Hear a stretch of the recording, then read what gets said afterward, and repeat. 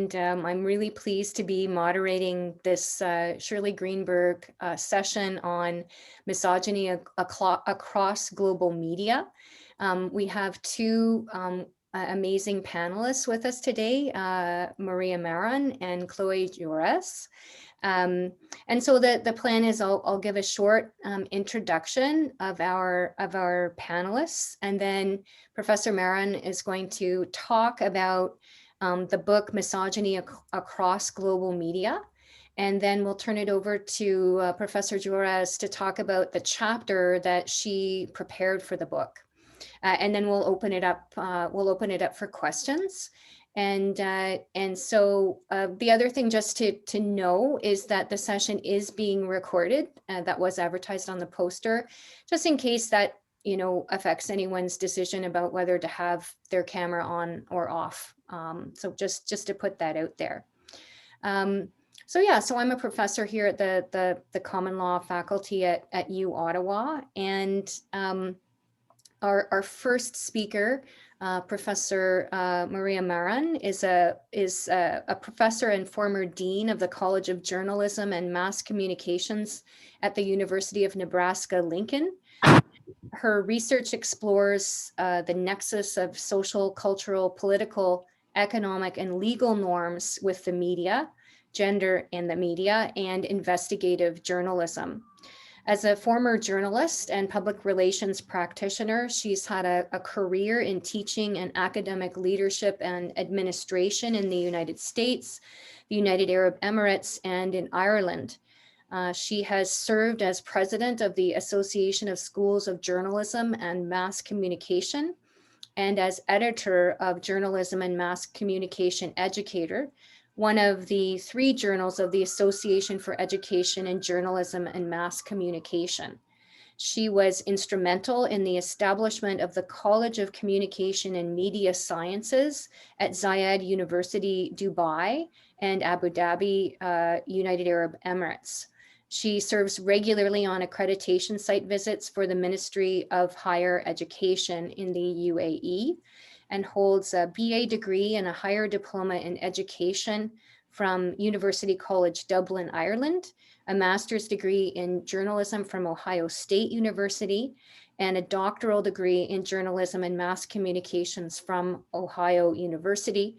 And she is the editor of the book that we're going to talk about today, Misogyny Across Global Media, a collection that is imminent in 2021, and as a follow-up to another book recently edited and published, Misogyny and Media in the Age of Trump. So welcome, Professor Maran. And maybe we'll start with you, and then I'll actually introduce Professor Jores just before she speaks. Okay, well, thank you very much for that, Jane. And I will say to everybody listening, good morning. And again, thank you to Jane, to Natasha, to Veronique, and above all to Chloe for conceptualizing and for coordinating this seminar. And I'm basically going to just provide an overview about how the 2 books came together. Namely, the first book, which was Misogyny and Media in the Age of Trump, published in December of 2019. And then this latest book, of which I do not yet have a copy, although I know some copies have gone as far as Pakistan already, because I had a note from a Pakistani contributor saying, I got my copy, thank you so much.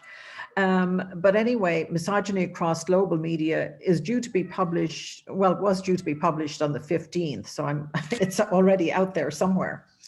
So just to give you a bit of background, I can say that in 2018, I was absolutely intrigued by the Brett Kavanaugh hearings for the US Supreme Court nominee, when the a congressional committee decided to look into allegations brought against him by Professor Christine Blasey Ford, allegations of sexual assault. To me at the time, it seemed obvious that the patriarchy would stand behind Brett Kavanaugh, and of course they did. And that was not terribly surprising in light of the fact that he was the nominee of President Donald Trump. who in fact had already made comments that it was perfectly acceptable to grab women by their genitals. So we had a president who was certainly endorsing misogynistic behaviors as well as other behaviors that were very problematic. So it was against that backdrop, against my 2 or 3 days of intense TV viewing, that I decided to think about misogyny in terms of media representation. And of course, my first go-to was Kate Mann's Down Girl, The Logic of Misogyny, in which she basically suggests that misogyny is the enforcement and policing of individual behaviors that discriminate against women. And that's juxtaposed with sexism, the systemic discrimination against women and minorities. So I will say that I started approaching or thinking about these books in a way that was both personal, professional, and academic. When I thought about things on a personal level, I went back to thinking about my very first job in a newsroom, when I had a sub-editor who bemoaned to me one Friday afternoon that he didn't have anybody to cover a Gaelic football game the next day. And he said, "Oh, it's really regretful that the publisher didn't hire that guy who was here instead of you." And I was very young. I could have been most insulted at the time, but I didn't cry on that occasion. I just said, "Well, don't worry about it. I'll take on the football game. I will go." And I knew nothing much about Gaelic football. I had been brought up in a part of Ireland that was very Anglo-oriented, more so than steeped in the Gaelic tradition.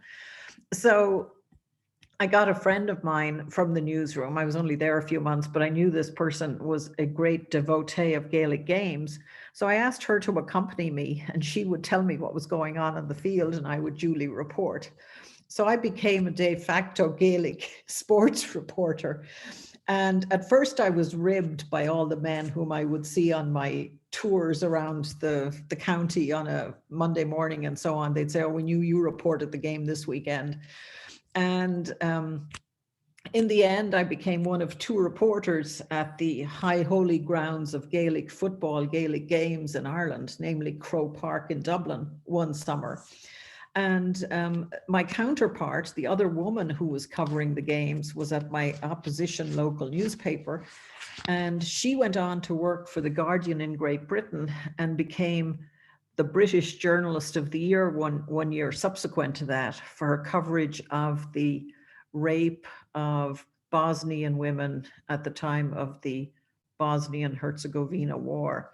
So, you know, I think the 2 of us started out as Gaelic Games reporters on a certain level, but my interest in that arose from a challenge in many respects, or a comment that was made to me that really antagonized me. Later on in Dublin, I interviewed with the then prominent editor of one of 3 Dublin national newspapers for a position as international correspondent. And this man, who was a much esteemed author, sat with his back to me in a small office at the national newspaper headquarters, and he barked questions at me over his shoulder. And I accepted that. I was probably about 21 at the time. I'd been brought up to be a nice young woman. I didn't challenge men in positions of authority. And in retrospect, if it were today, it would be a whole different ball game. But I was a nice young woman. And of course, what he said to me was, "I need to hire a reporter to go where angels fear to tread." And I said, "What do you have in mind?" And he said, "Well, Northern Ireland." And I said, "Well, I could easily go to Northern Ireland." Well, the truth was, anytime I'd gone to Northern Ireland, I didn't feel particularly comfortable. I was, after all, you know, a Southern with a very Southern accent. So the bottom line was, I didn't get the job. But as I said, on reflection, I think he was absolutely rude. He was antagonistic. And maybe he, in his own way, was challenging me to take him on, but I was too nice. So, you know, it's all history, but again, it's sort of indicative, I think, of a certain misogynistic treatment at the hands of some of these people. And of course, Ireland in those days was famous for its misogynistic treatment of women. You know, the greatest sin, so to speak, that a woman could commit was to become an unmarried mother. And we had, at the time, something I didn't even know about. We had a whole series of mother and baby homes, the reports of which are just now coming to light. The government in the last few weeks released an investigation into what's called the Tuam, County Galway mother and baby home, where the remains of hundreds of children were found interred in a mass grave that subsequently became the locus of a housing development. So an investigation has gone into that, and the Prime Minister recently apologized to the mothers who had been incarcerated there and apologized to Irish women in general for the misogynistic treatment of women in the 50s, 60s, 70s, 80s, and probably even in the 90s. We also had a system of what was called Magdalene laundries, where the state, in cahoots with the Catholic Church, ran these laundries where unmarried mothers were given accommodation, and their babies inevitably were whipped from them by members of religious orders and given up for adoption, regardless of whether they wanted them to be adopted or not. And in the 1980s, when I was working in Dublin, I had every day reason to see a media circus outside of what was then the Ormond Hotel. A young woman called Joanne Hayes, who at the time was in her early 20s, had been the subject of a significant investigation in the High Court in Dublin before the stabbing of a baby whose remains were washed up off the shore of County Kerry. A young baby who became known as the Kerry baby, was merely an infant, had been stabbed something like 14 times. And the director of public prosecutions decided that there should be an investigation into every woman who had been pregnant in Kerry. So the DPP sent out the police force. The police force found that Joanne Hayes had given birth to a baby, but had no baby to show for it. So they investigated the Hayes family, and they were in a rural farm they were of a rural sort of farming community. And somebody in the family said, well, her baby had been interred near a barn in the backyard or something. So they dug around and they found the remains of an infant. But they still insisted that Joanne Hayes was the mother of the baby washed up off the Irish coast. And there was medical evidence to the contrary, but they decided that they would continue their investigation. So they interrogated every member of the family and so on. Ultimately, there was a sort of an investigation into the police investigation of the investigation, so to speak, into the methods by which the police had conducted their investigation. And this went on in Dublin, and it seemed at one point that church and state was coming down on sort of convicting Joanne Hayes of moral, inappropriate moral behavior and as the murderer of a baby. And then the Irish feminist movement basically took issue with this and started saying, here we have an indictment of not only Joanne Hayes, but of the sexual morality of every Irish woman. And we need to be very cognizant of what is going on here. The DPP is not investigating police misbehavior, it's investigating the sexual morality of Irish women. So ultimately, Joanne Hayes was let off the hook, so to speak, and nothing really happened to the police who were investigating the case. 30 years later, nearly 40 years on, the Irish government has just settled with Joanne Hayes. About 2 months ago, they awarded her 1.5 million euros for her troubles. And to me, that's a paltry sum almost 40 years on, because the woman's name was besmirched. I mean, she was just a person who was vilified, I would say, in Irish society for so long. It was unreal. But anyway, those were some of the significant elements that were happening that sort of made me think about all of what is going on and all of what had been going on in Trump's America. And then in addition to that, I was thinking about my academic career and the fact that I chaired a unit for many years and became dean for a number of years And through those roles, I saw some pretty egregious behavior. And a lot of the behavior amounted to bullying, and particularly to bullying of women and of minorities. And then I read a study by Matos, O'Neill and company that suggested that where you have high masculinity contest cultures, you can have a situation whereby the toxicity permeates a unit, an organization for decades. And invariably, the leader of that unit will be a narcissist who looks at short-term gains for the unit, who leverages his power and his acquaintances and so on to make him significant. And men are beholden to him, and women are sort of coerced into being submissive and into conducting duties for which they will very often not be compensated, but they are beholden to the leader, so they have to concur with his wishes. And I think I've seen a lot of that in academic institutions. You know, I think women are treated very differently from how men are treated. And again, I think it boils down to a misogynistic treatment of women that certainly would not accrue to men. So when I was thinking about these books, I thought about them in terms of a clash of cultures, you know, a clash of values between treatment of men and women and so on. And I was thinking of them in terms of, you know, volumes that really focused on oppositions.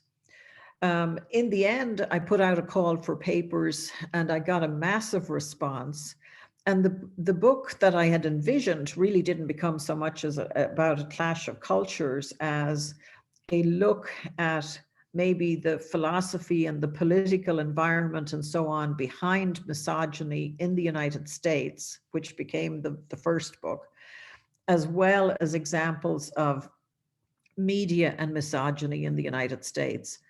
And then the second book, by its very nature, by the nature of the contributors and their topics, became a look at misogyny across international media, in everything from art to music to news media, to how the news media treat cases involving sexual assault, rape, murder, and so on, to a look at rape in situations where there is conflict, to femicide in Turkey, for example, and child marriage in Bangladesh, and even to film, particularly in relation to Bollywood.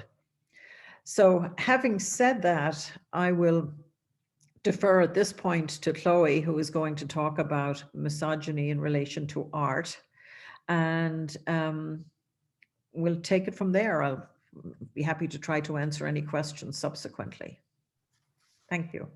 Thank you very much.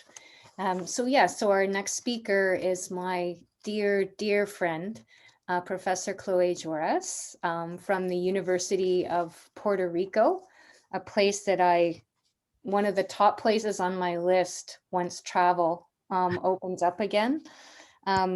Professor Juarez combines her education in law, cultural studies, and art history to examine the complex intersections of technology with gender, colonial, and racial histories, cultural memory, and art. She completed her LLM degree at the University of Ottawa and her JD at New York University. And in terms of cultural studies and art history, she completed her MA at Binghamton University in New York. And in addition to teaching seminars and courses, some of which have been January term courses here at the University of Ottawa, she directs the Technology and Justice Center Clinic at the University of Puerto Rico. She was awarded the Shirley Greenberg International Bursary for Visiting Scholars here at U Ottawa Law School for 2017-2018, and has been a really important collaborator with the Equality Project here in Canada, which I co-lead with Professor Valerie Steeves. Professor Juarez is also a member of the Seminar in Latin America on Constitutional and Political Theory, and has published academic and literary works. She's a fine poet in Puerto Rico and abroad, including the US, Canada, Spain, England, Chile, and Argentina. And so I invite Professor Juarez to talk to us about her chapter in the Global Misogyny book that Professor Maran has described. The chapter is entitled From Sexual Explicitness to Invisibility in Resistance Art, Coloniality, Rape Culture, and Technology. My warmest welcome to you, Professor Juarez.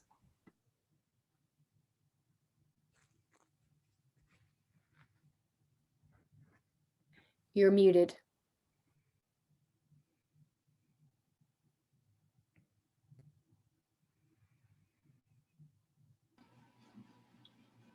Okay, I will start again. So yes, I'm really happy to be here with all of you. And thank you for that introduction, Jane. I'm going to turn off my camera because I've been having difficulties with the internet and I don't want to occupy too much bandwidth. And I'm going to be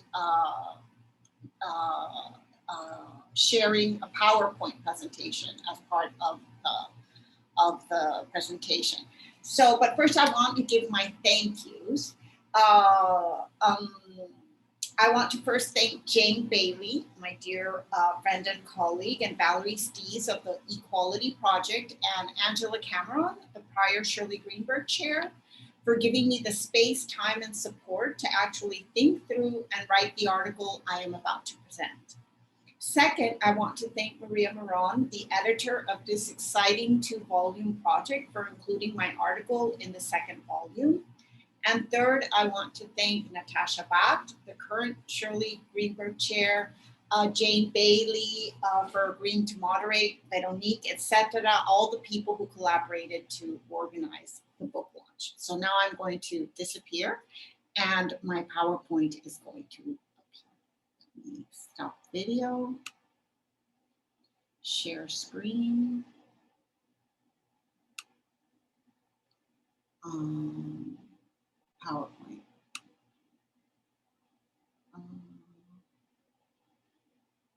Share sound.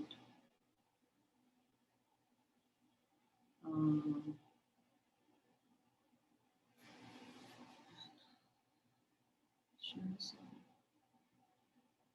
I'm sorry, let me move this a little. Oh, there it is. Okay, share.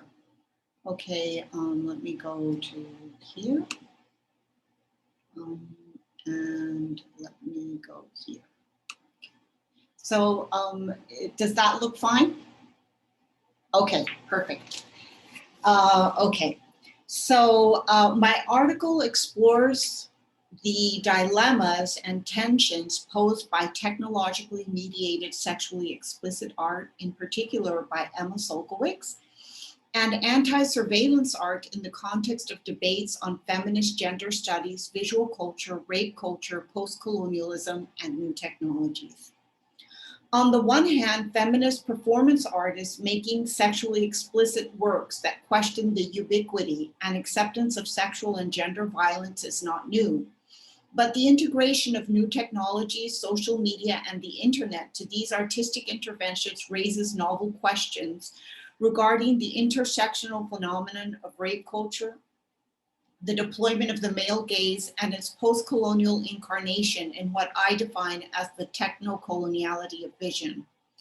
On the other hand, anti-surveillance art, which explores strategies of technological invisibility, unreadability, and purposeful interpretive malfunction, provides a rich space to interrogate how it responds differently to the hypersexualization and commodification of girls and women relative to sexually explicit activist art. The article is divided into the following 5 sections. The first section on rape culture, the second on visual culture, feminism, and the male gaze, the third on the technocoloniality of vision, the fourth on the work I'll be looking at by Emma Solkowicz, and the fifth on anti-surveillance art. However, because of time constraints, I will be concentrating on excerpts of the third, fourth, and fifth sections. In the third section, I propose the notion of the technocoloniality of vision. In the fourth, I focus on how questions raised in the prior sections on sexually explicit art play out in the work of Emma Sulkowicz as a specific instantiation of sexually explicit art that integrates new technologies. And in the fifth, I turn to activist anti-surveillance artistic strategies, lay out some comparisons, and put forward some conclusions.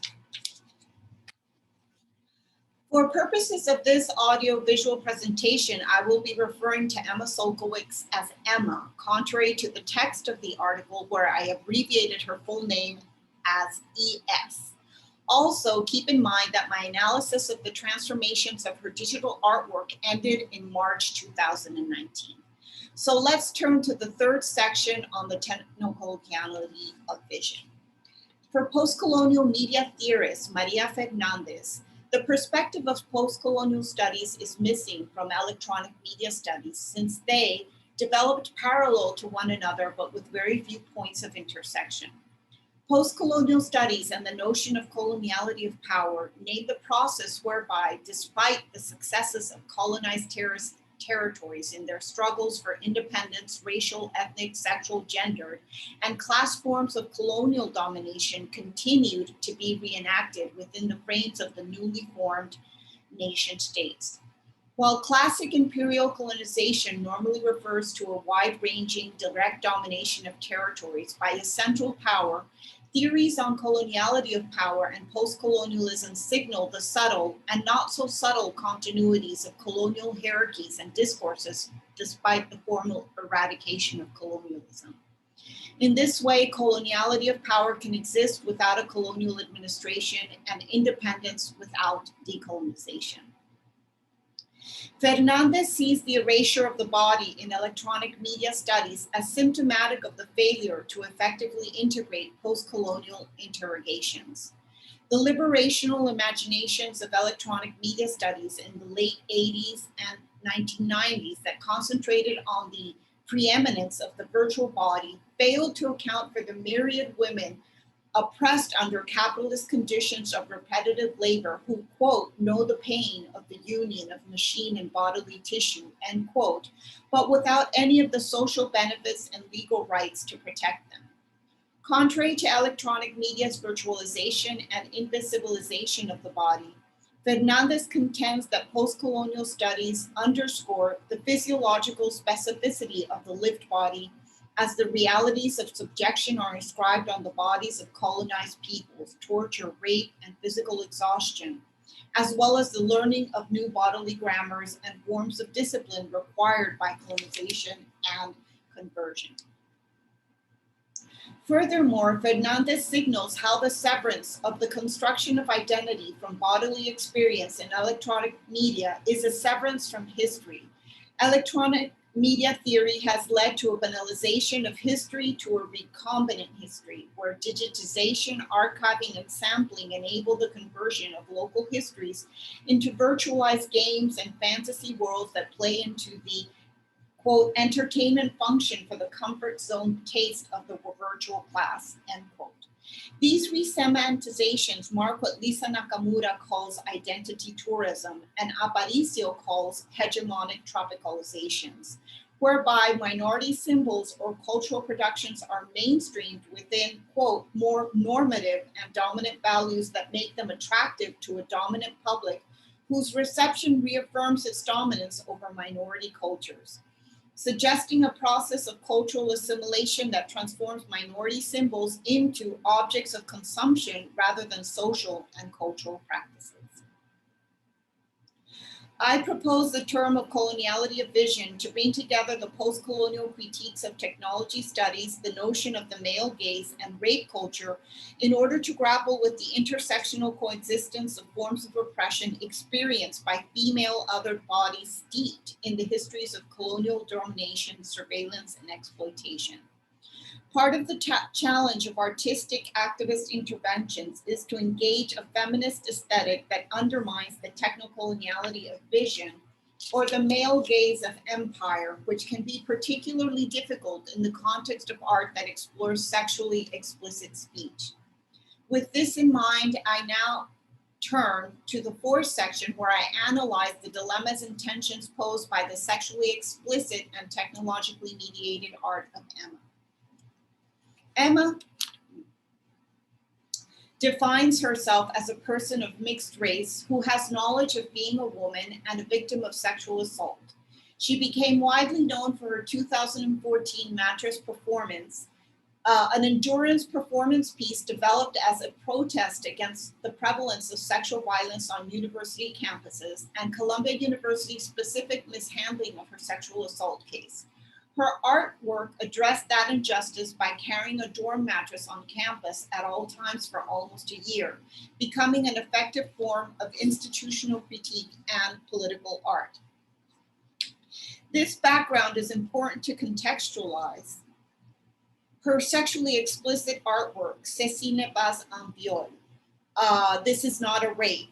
Released in June 2015, the work consists of a website hosting an 8-minute video, an introductory text, and an open comments section. The video, directed by Ted Lawson, shows Emma having sex with an anonymous actor in a dorm room at Columbia University and shows the shift from consensual to non-consensual sex, ending with what appears to be anal sex. Shortly after it appeared, the website was taken offline by a denial of service attack, but was restored and remained available at www.cecinepasuniviol.com until the domain name system address of the work changed to www.cecinepasuniviol.video. This is going to be important, the shift from .com to .video. As part of what may have been a response to the technological and other attacks to her work. The comments section in the original .com website had accrued over 5,400 posts as of February 5th, 2018, and were available directly on the website below the .video version. But on the they were available directly below the video that you scroll down the page to see. You'll see that in the next one of the next slides. But on the currently available .video version of the website, there is a comments section that contains 0 comments. Instead, in the .video version, there is a link to the comments of the previous .com version, which is managed by Disqus, a third-party platform for websites to gain, quote, a feature-rich comment system complete with social network integration, advanced administration, and moderation options. What follows are some dilemmas I raised concerning Emma's work. I will divide the dilemmas into 2 sections. One on digital art, technological design, and performative filtering, and another on pornography, obscenity, and their artistic discontents. Let's turn to the first dilemma. A critical distinction that must be made is between works that make an instrumental use of digital technologies merely as tools of production and works such as that of Emma, which engages self-reflexively with these technologies. The instrumentalist approach does not unravel the traditional conception of an artwork as a finite object, whereas the self-consciously digital artwork, quote, employs these technologies as a tool for the creation of a less material software-based form that utilizes the digital medium's inherent characteristics, such as participatory and generative features, end quote. Contrary to the traditional notion of an artwork that is seen as a linear and fixed work, a finished work, Emma's digital performance art is time-based, dynamic, and non-linear. Her digital artwork might not be repeatable or could reconfigure itself continuously. This makes the contextual understanding of a digital artwork more layered to the extent that it relates to the materiality of the artwork and the computational processes that transcend the work itself. Part of the performative proposal of Emma's artwork involves her complex deployment of technology. First of all, Emma decided to create a standalone website, .com then .video, rather than place her artwork on social media platforms such as Facebook and others. The decision affords greater flexibility in terms of designing and customizing the digital artwork to interact with users in specific ways. Using a website is also relevant to leveraging greater control over content relative to social media platforms whose terms and conditions can impose a slew of conflicting regulations concerning, for instance, ownership, censorship of sexually explicit content, privacy, and general management issues, among others. The website opens with trigger warnings, caveats, explanations, and questions through which the viewer scrolls down in order to reach the video, which must be clicked to be seen, and below the video is the public commentary section. In her trigger warning, Emma clarifies that her work is not a reenactment of her rape. She notes that Ceci n'est pas un viol is not, quote, Ceci n'est pas un viol is not about one night in August 2012. It's about your decision starting now. It's only a reenactment if you disregard my words. It's about you, not him, end quote. In a clear reference to Ceci n'est pas un pipe from René Magritte's The Treachery of Images, Emma raises the semiotic critique of the collapse between an act and its representation. But more importantly, she is putting the viewers and their reactions in the spotlight. It is a participatory artwork where the online response in the comment section, as well as the technological attacks to disable the website, are a central part of the work. She cautions not to watch the video, quote, if your motives would upset me, my desires are unclear to you, or my nuances are indecipherable.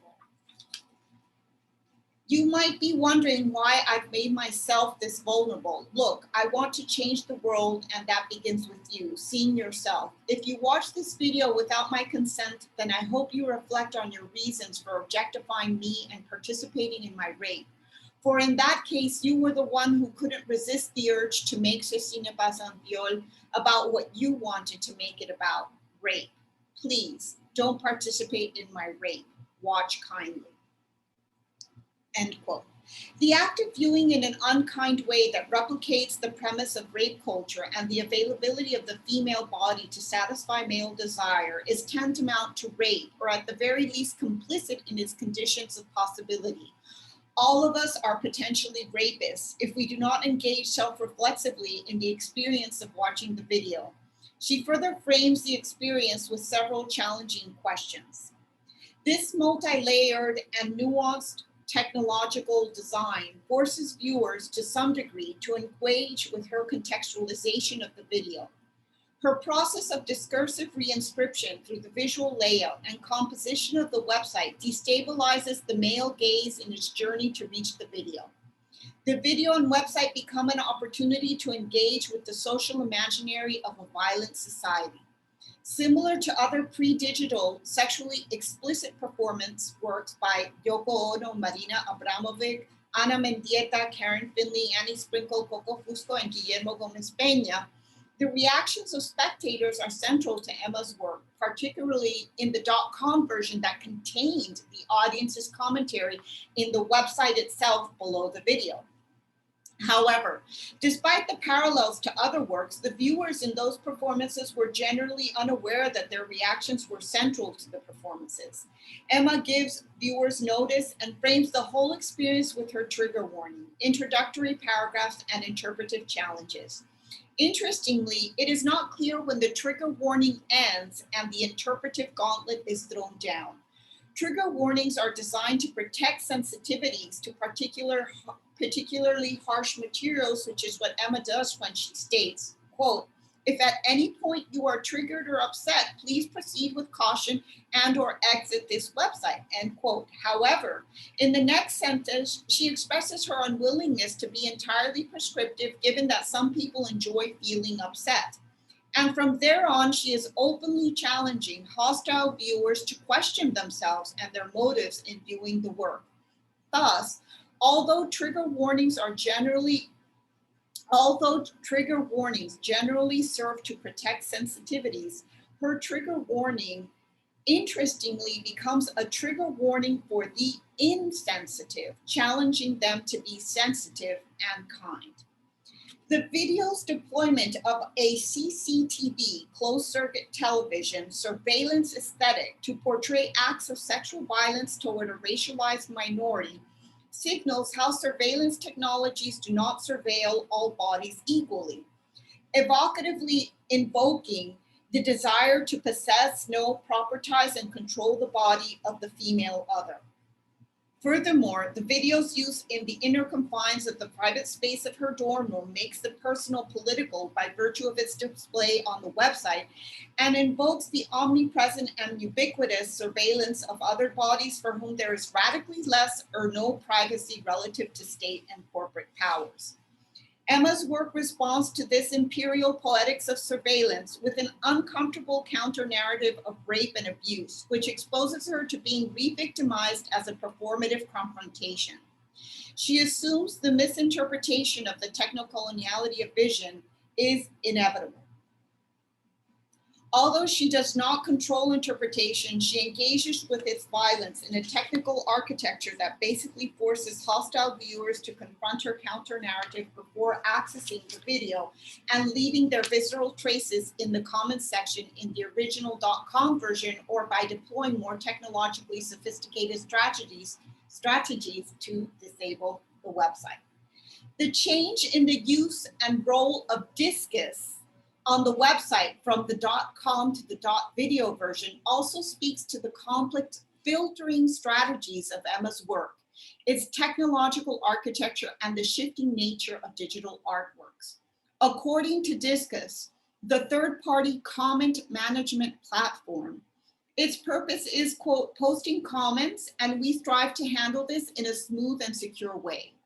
End quote. Discus has a built-in spam filter that is executed automatically when a comment is posted, but comments can also be removed from public view, meaning disappear manually by a site moderator. As of March 14, 2019, the .video website had 2 links through Discus to the comments of the previous .com version of the website, for a total of 5,239 comments. Comments were moderated given that there were 174 more comments as of February 2018. Since the Discus spam filter is an automated operation activated immediately once a comment is posted, the reduction speaks to the active manual moderation of comments by a human actor, which we can surmise may have been the artist herself and/or her collaborators. Interestingly, there is no Discus link to comments pertaining to the current .video version of the website, which has 0 comments. One can actually submit a comment, but it does not appear, which raises the question of whether the moderated process of posting comments has been discontinued relative to actual site moderators and Discus's automated system. Comments submitted in the video version thus remain in an invisible limbo, which could be interpreted as completely filtered content that can never aspire to visibility. A proactive strategy to censure hatred, a digital performance of technological dysfunctionality, obsolescence of an evolving artwork, and/or a partial archival strategy of the previous .com version of the website. Thus, the .video version, in the .video version, Emma has exiled to Discus the viscera of hate and violence posted on the .com website of her work and relegated to a digital limbo any comments posted on the .video version. These multi-layered and shifting filtering strategies in Emma's digital artwork, trigger warnings, automated spam filter, and manual site moderation, raise the challenge of how to performatively engage with toxic trolling audiences relative to the particular vulnerability of racialized and sexualized minorities. The shifting architecture of the website poses Emma's greater exposure to violence in the .com version as opposed to the .video version. The increased opacity in the digital artwork through greater filtering dismantles the patriarchal fantasy of a right to access to the subjugated female body. It can also be seen as a practice of evolving forms of self-encryption in the very design of her website. By deploying this shifting politics of opacity relative to her over-surveilled body while simultaneously engaging the visual aesthetic of surveillance, she remains intractable, unpossessable, and unpropitiable from the perspective of ubiquitous trolling and surveillance. Emma's website exemplifies the changing nature of digital artworks. Hers is not an instrumentalist approach to technology predicated on the production of finite objects, but rather a self-reflexive engagement with the irreducible materiality of a digital artwork, given its generative, nonlinear, and unpredictable qualities, which raises the stakes of doing interpretive justice to its changing complexity. Now I turn to the second dilemma on pornography, obscenity, and their artistic discontents.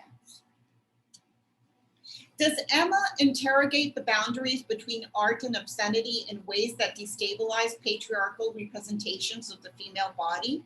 Does Emma break down the visual economy of rape culture and the coloniality of the male gaze? A discussion of the Jenny Cam project can help address questions and pinpoint important differences relative to Emma's artwork.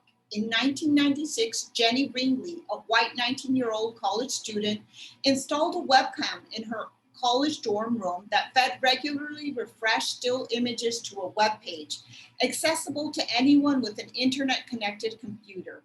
Jenny Cam became instantly famous because it was one of the first websites that voluntarily surveyed her private life. It was a self-described social experiment whose diverse objectives included connecting with family and friends and challenging mainstream media images of women with perfect hair and perfect friends.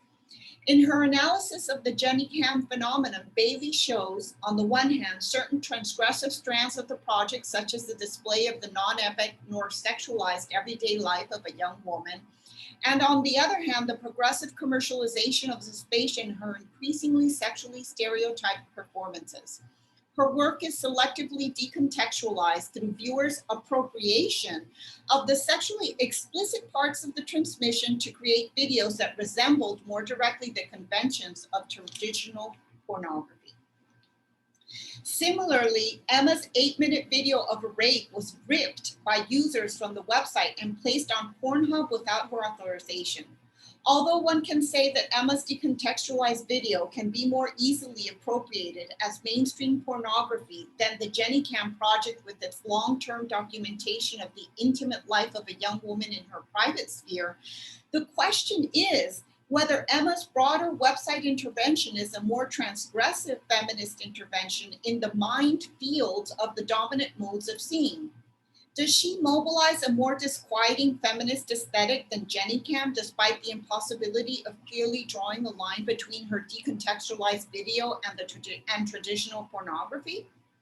Whereas Jenny Cam progressively fulfilled the stereotypes of femininity and the commercialization of the female body, Emma's website contextualizes the work as a document of the cultural anxieties of the viewer's social imaginary through her filtering strategies and the deployment of a surveillance ethos of otherness. This raises the question of where does the real pornography lie? In the artwork or in the graphic materialization of the viewer's violence, racism, and misogyny? Emma displaces the gaze from her hypersexualized and racialized body to a pornographic display of the inner workings of the cultural banality of rape. By refusing to be passively framed by the imperial male gaze, she disorganizes the structure of the technocoloniality of vision and redraws the lines of violent viewers' visual economy of interpretation. It is why Emma's performative work assumes technology as an architecture of power that gathers full force in the video's surveillance aesthetic to portray acts of sexual violence towards a racialized minority.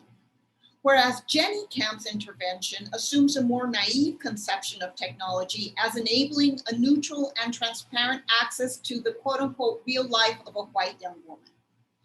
Part of the question of a feminist aesthetic in sexually explicit art is whether it can represent a total break with the technocoloniality of the male gaze and its interpretive coordinates within visual culture.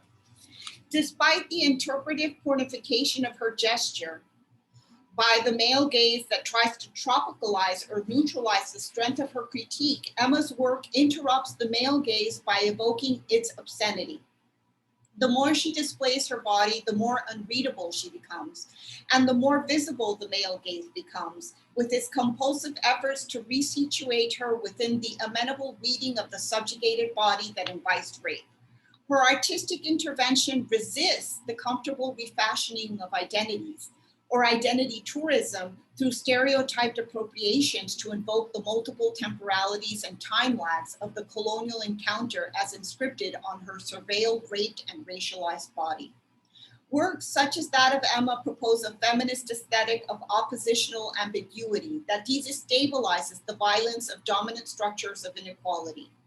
Emma powerfully repoliticizes the female nude to question the histories of sexual objectification and racialization of the othered bodies of empire. Now I turn to excerpts of the 5th section where I explore activist and anti-surveillance artistic strategies and offer some final thoughts.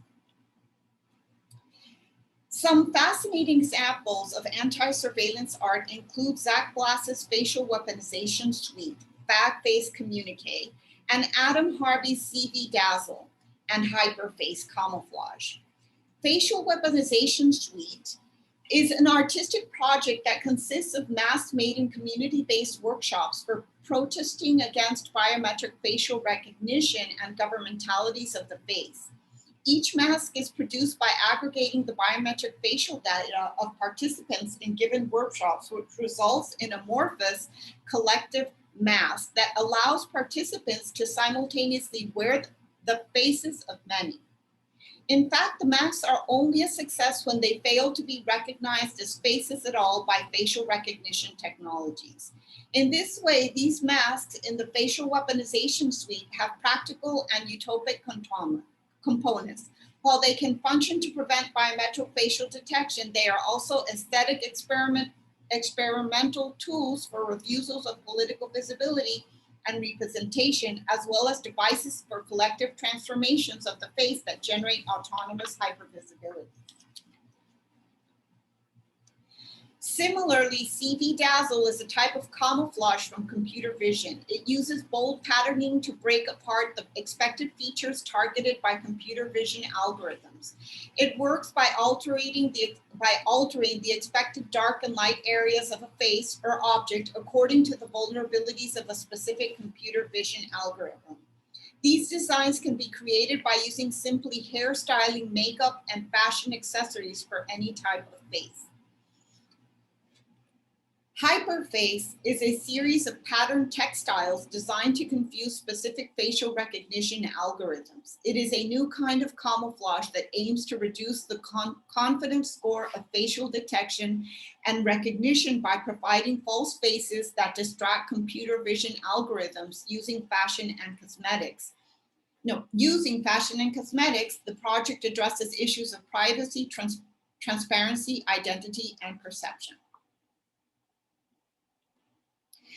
These artworks are at the heart of feminist debates. Historically, one of the most important contributions of feminism to the production of knowledge and social change has been the notion that the personal is political. In the context of ubiquitous computing, automated racism, surveillance capitalism, and the related ambiguity over what constitutes private and public spaces, it would seem that all aspects of the personal can be commodified or surveilled in one way or another. The dilemma is, how can women and girls inhabit spaces in ways that continue to transgress the public-private divide without being continually surveilled and subject to the extraction of information?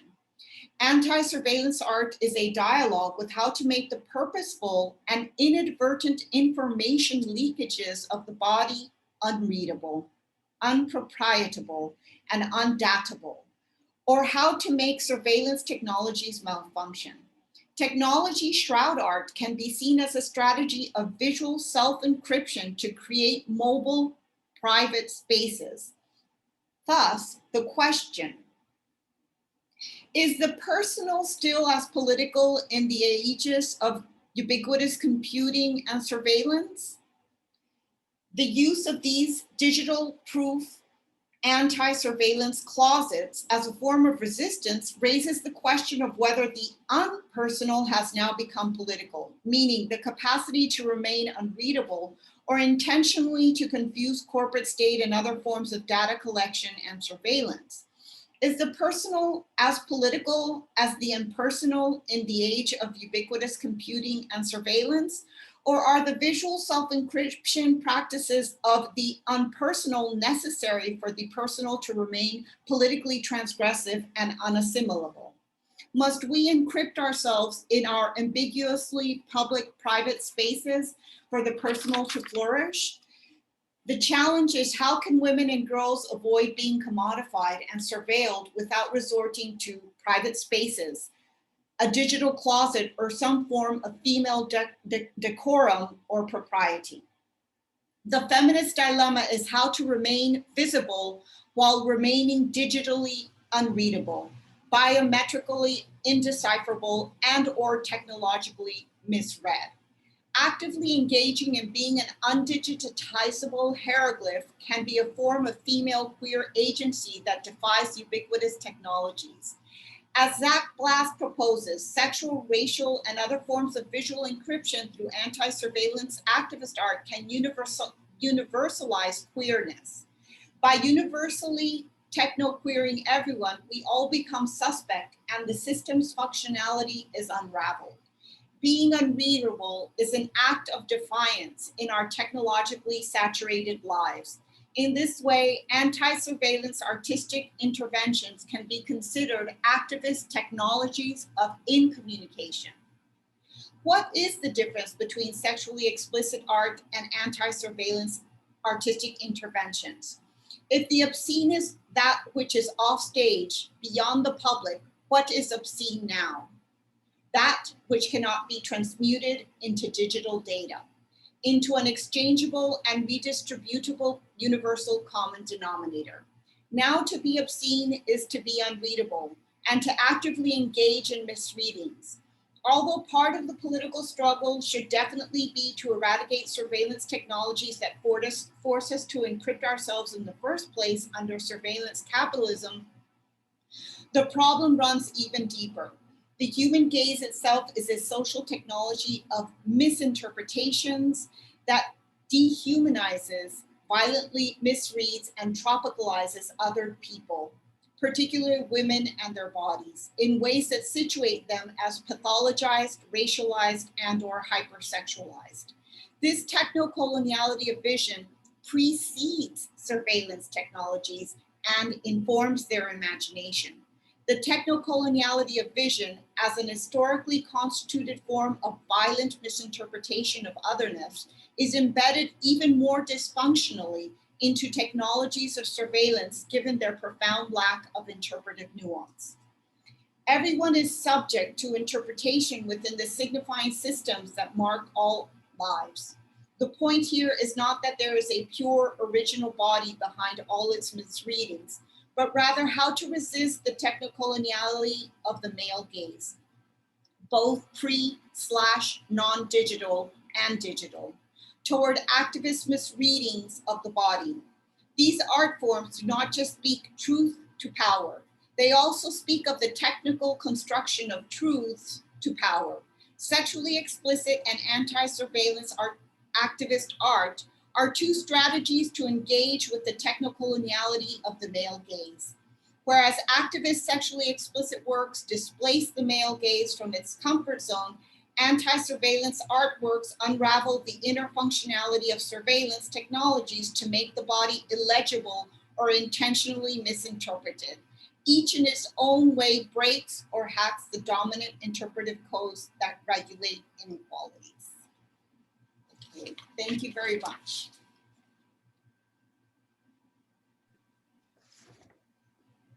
Thank you very much, Chloe and Maria, for a lot of sort of thought-provoking commentary that sort of, one of the things that it made me think a lot about was sort of spanning generations, spanning generations of time, spanning generations of media, And with those these, you know, this continuing thread of the impact of considering what the impact of misogyny and sexism means, and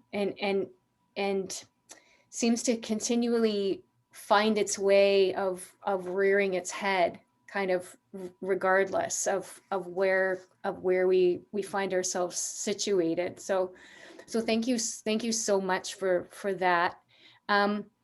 If people would like to ask questions, you can put up your hand, or you can enter your question into the chat function. Either way, I know our speakers would love to engage in discussion.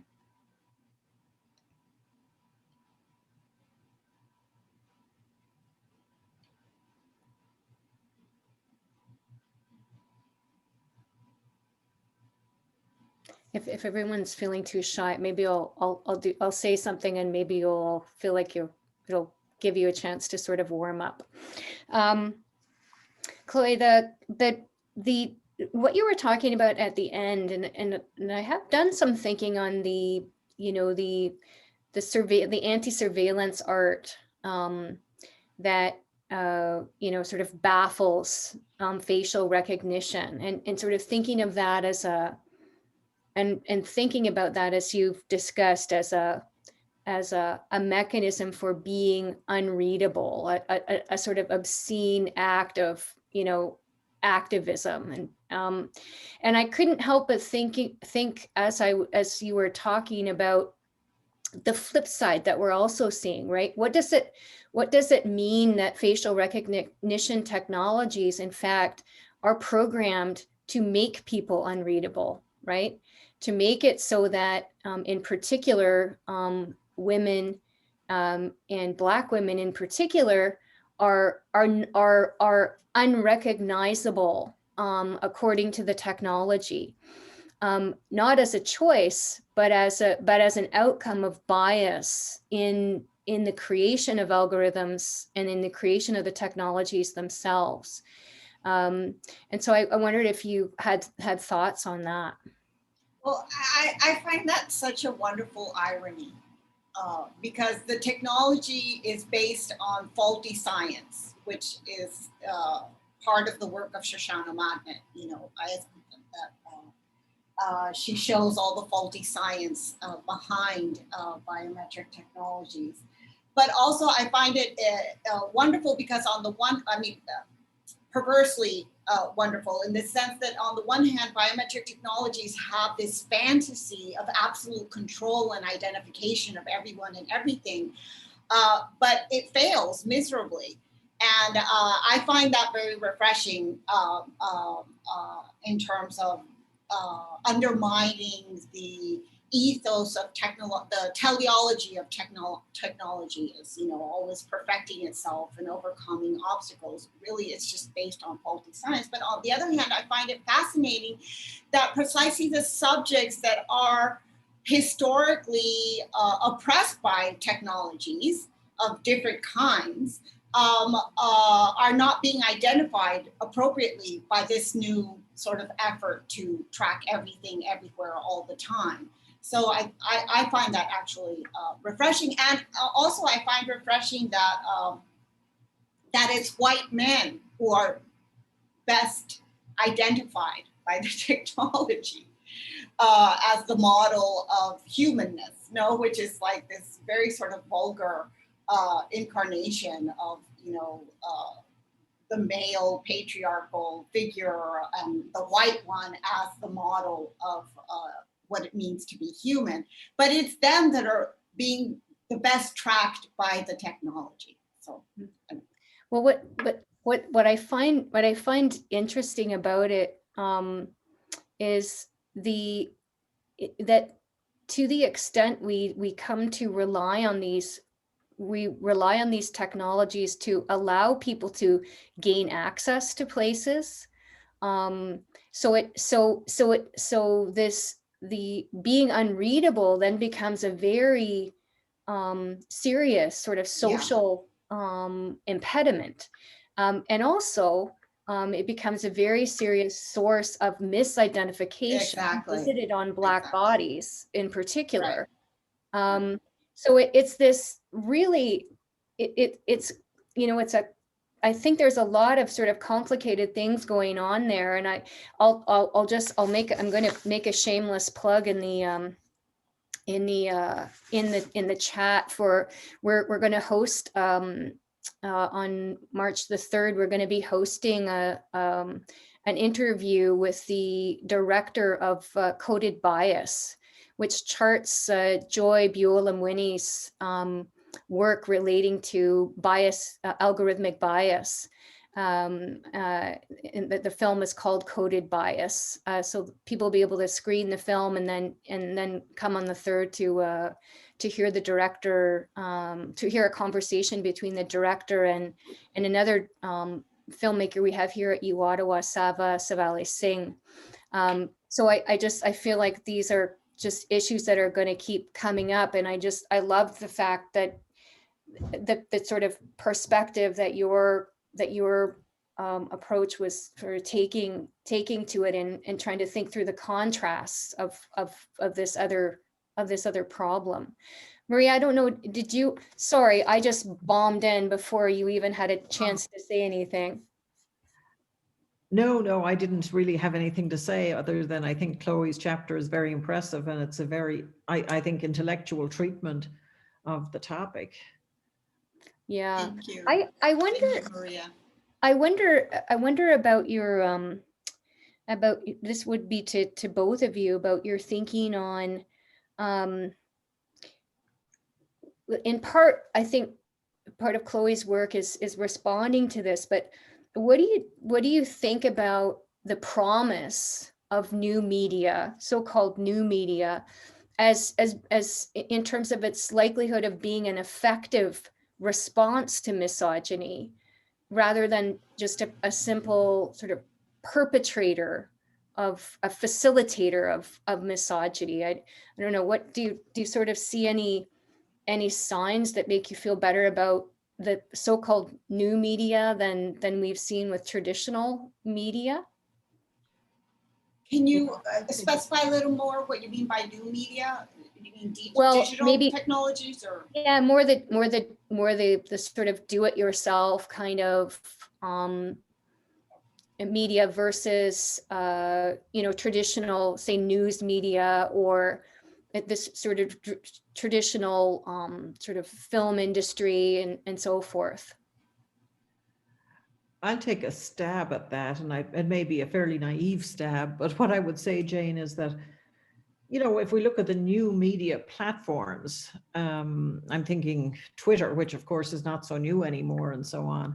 But I think that can basically exacerbate the problem of misogyny, but it can also provide a response to it by way, for example, of the Me Too activist movement. So, Tarana Burke, for example, 10 years before Alyssa Milano came out with her Me Too movement, or Me Too response in a tweet, didn't really get very much traction.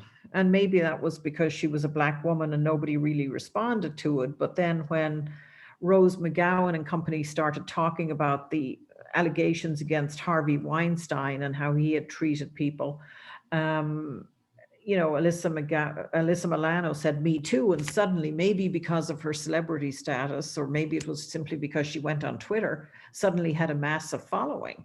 And then we started to see the Me Too movement really take off. So I think if you look at this, of social media platforms, there's a responsiveness that can accrue to them. But as I said, I think obviously we've had the Twitter-in-chief here in the United States for 4 years, and he caused a lot of problems simply by his tweets. So it plays both ways. And I think, there has to be a policing of the social media. There has to be a curating or an editing of content, much the way there has always been a curating or editing of stories and content in newspapers. The problem is that the Facebooks and the Instagrams and the Twitters and so on haven't had any editing going on until recently. So that's my take on it, for what that's worth. Does that sort of answer your question, or? Yeah, I'm just, you know, I'm always interested in, I'm a person who tends to be highly skeptical of technology as sort of presumed to be some form of progress. Mm-hmm. And I love the Me Too example because it's also a, you know, a powerful example of trying to figure out how technology helps to determine what success means, right? Because the objectives of the Tarana Burke Me Too were quite different from the objectives of the Alyssa Milano Me Too. And so we get in this environment where success equals, you know, number of hits, number of likes, number of, you know, so it becomes very sort of numeric rather than in any way qualitative. So I really like that example, because it shifts how we think about success even. Yeah. Chloe, I don't know if you wanted to speak. Yeah, I agree with what both of you are saying, and I think it is ambiguous because you can get sort of inadvertent uses of these platforms that resist the very forms of violence that they enable, right? So it is ambiguous, but I tend to fall on the pessimistic side with Jane. Because I think part of what concerns me is that the corporations that run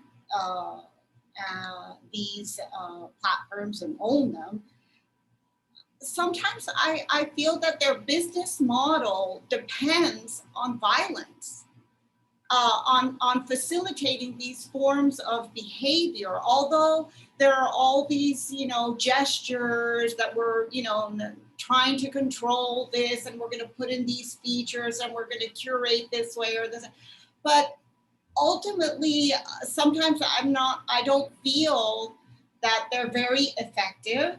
They put the burden on the users themselves many times, and so sometimes I feel that what they're selling is impunity.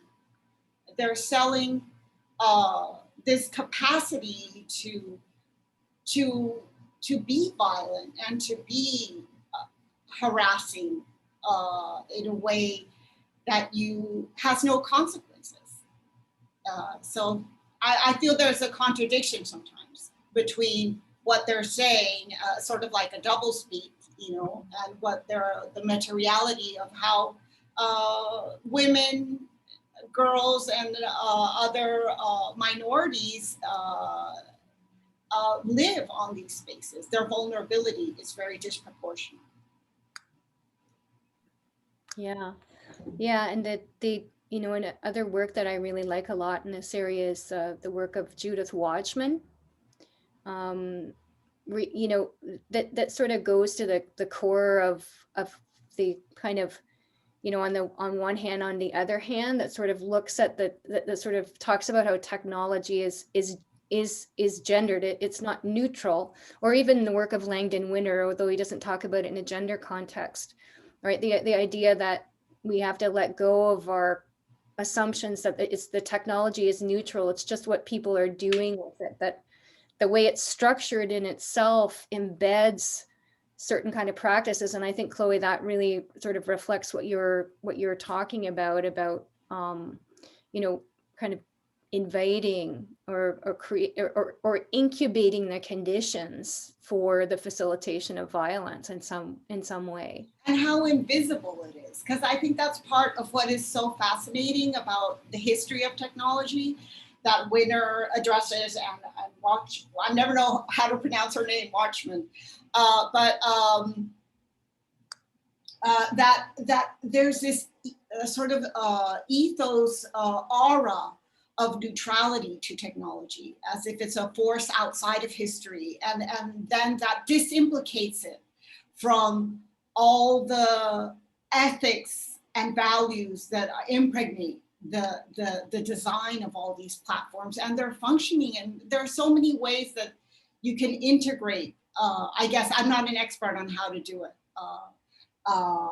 But obviously that doesn't help. This sense that technology is somehow neutral and that, you know, it's just there to help us and be an instrument. And then we don't see how it's really, you know, a source of a lot of suffering and pain for how people engage with it. And it's crucial for communication. So these ecosystems are deeply problematic, but at the same time, we depend on them entirely. And especially now, this is like the most dramatic moment.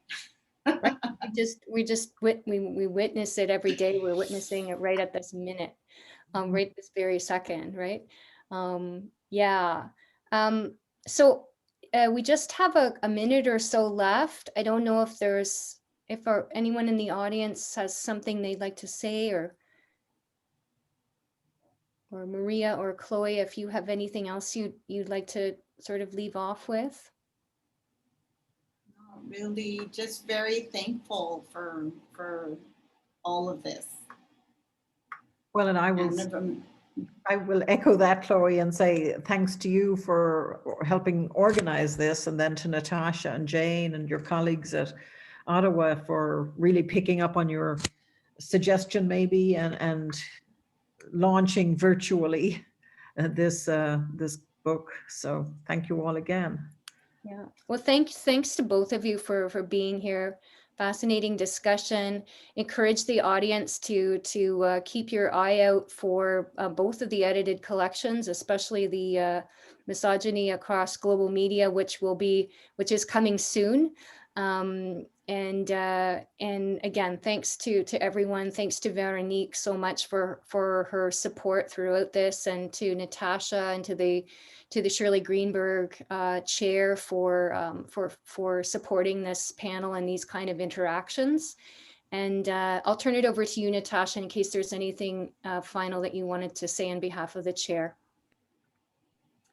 Thanks so much, Jane and Maria and Chloe. I just wanted to say thank you all for joining us. This is a really interesting presentation, and we're thrilled that we could host it. And we invite you to come out to the next one, which there'll be information about soon. Great. Well, thanks very much. Thank you all very much. Thanks. It was great seeing all of you. Likewise. Nice to meet you at last. Nice to meet you, exactly. Bye-bye.